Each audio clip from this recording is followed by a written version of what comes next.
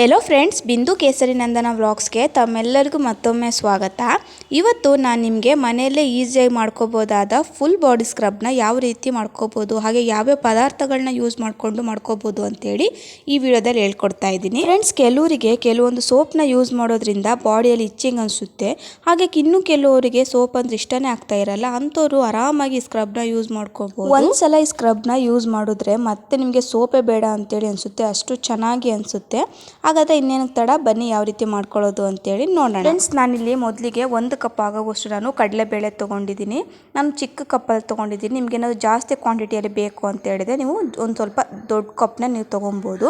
ಕಡಲೆಬೇಳೆಯಲ್ಲಿ rich nutrition ಇರುತ್ತೆ, ಹಾಗೆ ಸ್ಕಿನ್ನಲ್ಲಿರೋ wrinkles ಕಡಿಮೆ ಮಾಡುತ್ತೆ, ಹಾಗೆ ಮುಖದಲ್ಲಿರೋ ಲೈನ್ಸ್ ಎಲ್ಲ ಕಡಿಮೆ ಮಾಡುತ್ತೆ, ಸ್ಕಿನ್ ಹೆಲ್ತ್ ಇಂಪ್ರೂವ್ ಮಾಡುತ್ತೆ. ಹಾಗೆ ಇದನ್ನು ನಾವು ಸುಮಾರು ಸಲ ಫೇಸ್ ಪ್ಯಾಕ್ ಆಗಿ ಕೂಡ ಯೂಸ್ ಮಾಡ್ಕೊಂಡಿರ್ತೀವಿ, ಆಗ ನಮಗೆ ಇನ್ಸ್ಟೆಂಟ್ ಗ್ಲೋ ಕೂಡ ಸಿಕ್ಕಿರುತ್ತೆ. ಇದು ನಮ್ಮ ಸ್ಕಿನ್ನ ಕ್ಲೆನ್ಸಿಂಗ್ ಮಾಡುತ್ತೆ, ಹಾಗೆ ಸ್ಕಿನ್ ಕೂಡ ಬ್ರೈಟ್ ಆಗುತ್ತೆ, ನೋಡೋಕ್ಕೂ ಕೂಡ ತುಂಬ ಸುಂದರವಾಗಿ ಕೂಡ ಕಾಣಿಸ್ತಾ ಇರ್ತೀವಿ. ಫ್ರೆಂಡ್ಸ್, ನಾನು ಎಲ್ಲ ಪದಾರ್ಥನೂ ಕೂಡ ಸ್ವಲ್ಪ ಬೆಚ್ಚಗಾಗೋವಷ್ಟು ಹುರ್ಕೊಳ್ತಾ ಇದ್ದೀನಿ. ಜಾಸ್ತಿ ಏನು ಬೇಡ, ಸ್ವಲ್ಪ ಬೆಚ್ಚಗಾದರೆ ಸಾಕು. ಇವಾಗ ಸ್ವಲ್ಪ ಮಳೆಗಾಲ ಅಲ್ವಾ, ಆಗ ಸ್ವಲ್ಪ ಒಂಥರ ಮೆತ್ತಗಾಗಿರುತ್ತೆ ಕಾಳುಗಳೆಲ್ಲ, ಸ್ವಲ್ಪ ನಾನು ಬೆಚ್ಚಗೆ ಮಾಡ್ಕೊಳ್ತಾ ಇದ್ದೀನಿ. ನೆಕ್ಸ್ಟ್ ನಾನಿಲ್ಲಿ ಅದೇ ಕಪ್ ಅಳತೆಯಾಗಿ ಆಗೋವಷ್ಟು ನಾನು ಮಸೂರ್ ದಾಲ್ ತಗೊಂಡಿದ್ದೀನಿ. ಇದನ್ನ ಕೆಂಪು ಬೇಳೆ ಅಂತ ಕೂಡ ಕರೀತಾರೆ. ಉಪಯೋಗಿಸೋದ್ರಿಂದ ನಮ್ಮ ಸ್ಕಿನ್ ಹೆಲ್ತ್ ತುಂಬ ಚೆನ್ನಾಗಿ ಇಂಪ್ರೂವ್ಮೆಂಟ್ ಮಾಡುತ್ತೆ. ಇದರಲ್ಲಿ ಆಂಟಿ ಏಜೆಂಟ್ ಎಫೆಕ್ಟ್ ಇದೆ. ಇದರಿಂದ ಮುಖದಲ್ಲಿರೋ ಪಿಂಪಲ್ಸ್ ಎಲ್ಲ ಕಡಿಮೆ ಆಗುತ್ತೆ, ಹಾಗೆ ಹ್ಯಾಕ್ನಿ ಏನಾದರೂ ಇದ್ದರೆ ಅದು ಕೂಡ ಕಡಿಮೆ ಆಗುತ್ತೆ. ಮಸೂರ್ ದಾಲಿಂದ ಆಯಿಲ್ ಫೇಸ್ ಏನಾದರೂ ಇದ್ದರೆ ಅದು ಕೂಡ ಕಡಿಮೆ ಆಗುತ್ತೆ. ನಿಮ್ಮ ಫೇಸಲ್ಲಿ ಒಂದು ಗ್ಲೋ ನೋಡ್ಬೋದು ನೀವು. ಆಯಿಲ್ ಫೇಸ್ ಕಡಿಮೆ ಆದರೆ ಪಿಂಪಲ್ಸ್ ಕೂಡ ಕಡಿಮೆ ಆಗುತ್ತೆ. ಹಾಗೆ ಮಸೂರ್ ದಾಲಿಂದ full body tan removal treatment ಆಗಿ ಕೂಡ ಯೂಸ್ ಮಾಡ್ತಾರೆ.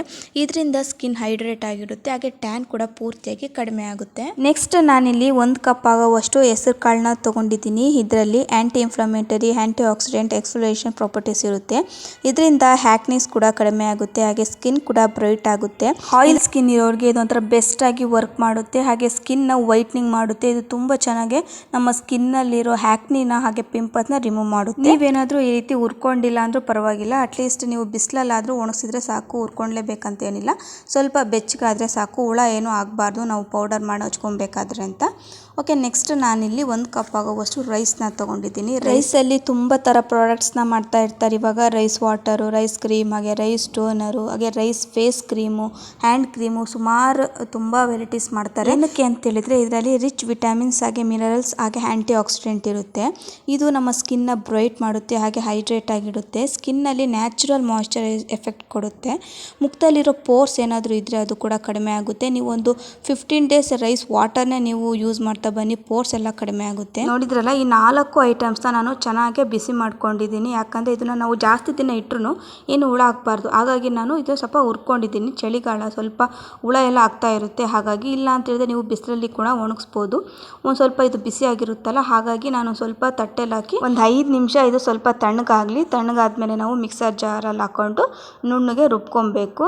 ನೀವು ಇದನ್ನು ಮಿಲ್ಲಲ್ಲಾದರೂ ಹಾಕ್ಸ್ಕೊಂಬರ್ಬೋದು. ಏನು ಸ್ವಲ್ಪ ಪ್ರಾಡಕ್ಟ್ ಅಲ್ವಾ, ಅಂದರೆ ಮನೆಯಲ್ಲೇ ಯೂಸ್ ಮಾಡೋದು, ಹಾಗಾಗಿ ಮಿಕ್ಸಿನೇ ಚೆನ್ನಾಗಿ ಅನಿಸುತ್ತೆ. ಸ್ವಲ್ಪ ಇದನ್ನು ತರಿಯಾಗಿ ರುಬ್ಕೊಬೇಕು. ನಯಸ್ ಆಗ್ಬಿಟ್ರೆ ಏನಂತ ಹೇಳಿದ್ರೆ ಅಷ್ಟು ಚೆನ್ನಾಗಿ ಅನಿಸಲ್ಲ ಸ್ಕ್ರಬ್ಬು, ಯಾಕಂದರೆ ನಮ್ಮ ಬಾಡಿಯಲ್ಲಿ ಪದರು 15 ಡೇಸ್ಗೊಂದ್ಸಲ ಬರ್ತಾ ಇರುತ್ತೆ. ಸೊ ಹಾಗಾಗಿ ಸ್ಕ್ರಬ್ ಇದ್ಬಿಟ್ರೆ ಎಲ್ಲನೂ ಫುಲ್ಲು ನೀಟಾಗುತ್ತೆ.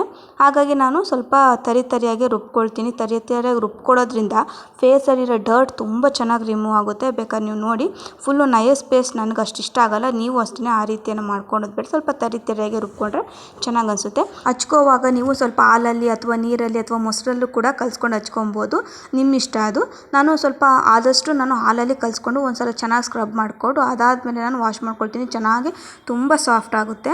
ನೀವು ನೋಡ್ಬೋದು, ಸ್ಕಿನ್ ನಾನು ತೋರಿಸ್ತೀನಿ, ತುಂಬ ಚೆನ್ನಾಗಿ ಒಂಥರ ಬ್ರೈಟ್ ಆಗುತ್ತೆ. ಫ್ರೆಂಡ್ಸ್, ಇದಿಷ್ಟು ಇವತ್ತಿನ ವಿಡಿಯೋ. ತಮ್ಮೆಲ್ಲರಿಗೂ ವಿಡಿಯೋ ಇಷ್ಟ ಆಗಿದೆ ಅಂತೇಳಿ ಅಂದ್ಕೊಳ್ತೀನಿ. ಇಷ್ಟ ಆದರೆ ಪ್ಲೀಸ್ ಒಂದು ಲೈಕ್ ಮಾಡಿ, ಹಾಗೆ ನಮ್ಮ ಚಾನಲ್ ಸಬ್ಸ್ಕ್ರೈಬ್ ಮಾಡ್ಕೊಂಡು ನೋಡಿ. ಆದಷ್ಟು ಬೇಗ ಮುಂದಿನ ವ್ಲಾಗಲ್ಲಿ ಸಿಗ್ತೀನಿ. ಅಲ್ಲಿವರೆಗೂ ಟೇಕ್ ಕೇರ್, ಬಾಯ್.